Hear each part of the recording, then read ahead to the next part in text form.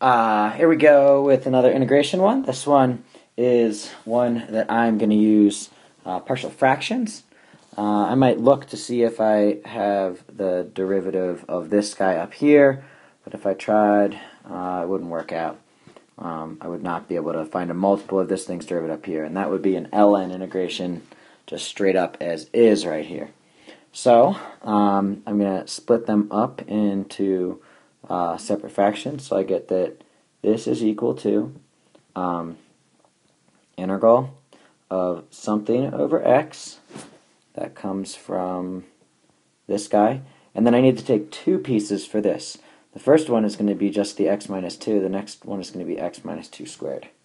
So I get over x minus 2. And I'll put my pluses in between. And then I get over x minus 2 squared. So what I do is do cover up. To do cover up, I'm going to do the cover up for this guy first, and then I'll do it for this guy. So to do this cover up, I cover up this guy. Imagine literally like holding your hand over top of it or your finger over top of it, and then just plugging in the thing that makes this 0, which is 0, to the rest of this. What that gives me is, I'll do the scratch work up here, 1 plus, undo, oops, redo. 0 plus 12 over, when I plug it into this guy, I get minus 2 squared, which gives me 12 over 4, which is 3. So this guy right here gets 3. Next, I'm going to do cover up. I've talked about it in class, and I'm not going to talk about it now. When I do cover up on here, I take this one instead of this one. But I take cover up on this. So now I'm going to plug in an x equals 2, the thing that makes this 0. And when I plug that into the top, I get 2 squared, which is 4, plus 12. And then when I plug it into the bottom, this piece is covered up. So I just plug in a 2 here. So it's just all over 2. Which is 16 over 2, which is going to give me 8. So that's the number over here. The last one, I'm going to figure out this guy right here. I'm going to call it A. And I'm going to do some it's almost like a backward trick to get into how we're going to do this. If you think about it, I plugged in 0 here, and I plugged in 2 here. Right? And I figured out what this thing kind of turns into. Now, it's kind of like we want to see this one be equal to this one. I want this thing to be the exact same thing as this. So that means that they should be equal for all values of x, right? Should be values, like if I were to graph this thing and graph this thing, then they should, the graph should look exactly the same. If I graphed them on my TI, I'd only see one curve. After this one came up, this one would land right on top of it. So, if I want them to be equal, they should be equal for all x's. So what I do is I choose an x to plug in. I choose an x to plug in, and I'm going to take x equals 1 because that's the easiest x value to plug in. So, in this case, 0 is always nice to plug in, but remember, I already used 0 and I already used 2 for cover up. So, I plug in x equals 1. When I plug it into this fraction, I'm going to get 1 plus 12. So 1 squared plus 12 over, I'm going to get 1 times 1 minus 2, so that's minus 1 squared. And now that is equal to, I'm going to set it equal to all of this stuff with this number and this number and this a, but with 1 plugged in for all of these x's.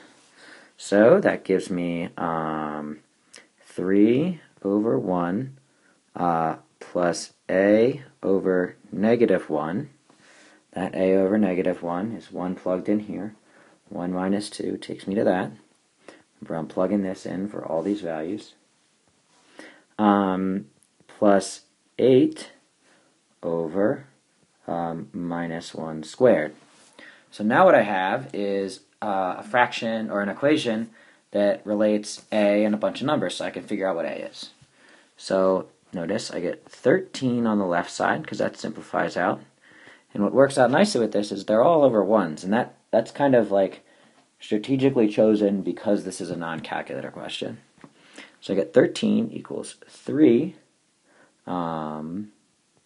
plus, or sorry, undo, blank, blank, minus a, and that minus, I almost missed it, comes from down here, so it's 3 plus negative minus a,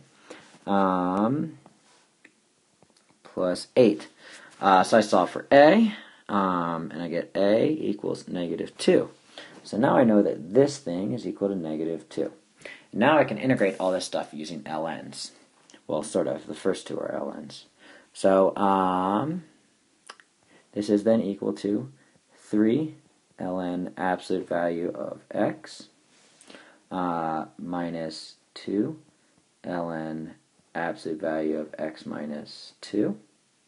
And now I'm going to do some scratch work for this guy, this thing right here. That is 8 times, you might be tricked into doing ln integration. 8 times x minus 2 to the negative 2. You can only do ln when I've got the derivative at the top and the bottom, and you should see that this one's power rule. So I add 1 to that, and I get, I'm doing the integral of this, because this whole thing is in a set of parentheses with the dx on the outside. So I get x minus 2 to the negative 1, and the question is, how do I balance to get that 8? Well, I just make it negative. I divide by my negative 1. So that's what this thing right here integrates to. So I get minus 8, oops, I'm going to write it as a fraction, 8 over x minus 1, and then try to remember my plus c every time.